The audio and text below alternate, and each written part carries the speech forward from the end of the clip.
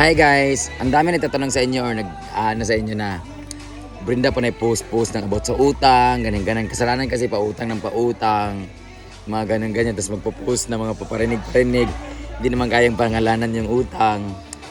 Alam nyo, alam naman natin talaga na kaya tayo nagpapautang because we trust that person. And alam din natin kung paano maawa. Kaya tayo nagpapautang because una, kailangan ng tao. Pangalawa, na-convince tayo because kilala natin sila, naawa tayo. Pangatlo, nagtiwala tayo sa mga pangako at salitang babayaran din tayo pag nakaluwag-luwag. Babayaran din tayo pag nagkapera na. Kaya tayo nagpapautang. Hindi dahil nagpapauto tayo, hindi dahil tanga-tanga tayo nagpapautang tayo because nagpapautang tayo because naawa tayo at nagpapakabuti tayo na malay natin makatulong tayo in some ways dun sa taong nangangailangan.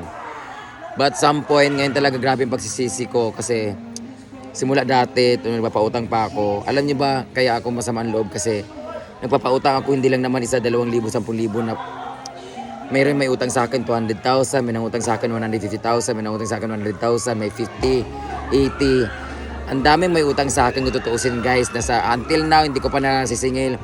Minimum siguro na sa mga 700,000, 800,000, mga milyon na nga siguro kung isama pa natin yung mga maliliit-liit na mga 10,000, 20,000 sa ibang tao. Milyon ang pautang ko, hindi sa pagmamalaki.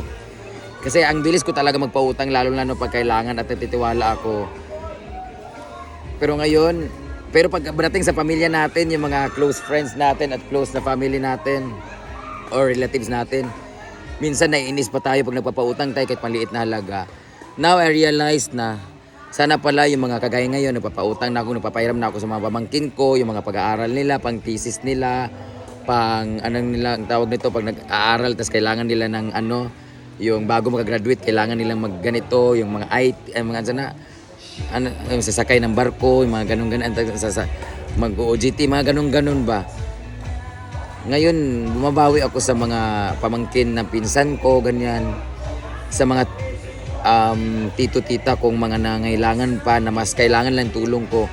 Kaysa dun sa mga hindi ko kilalang nangutang, tas ang lalaki ng utang, tas hindi binabayaran.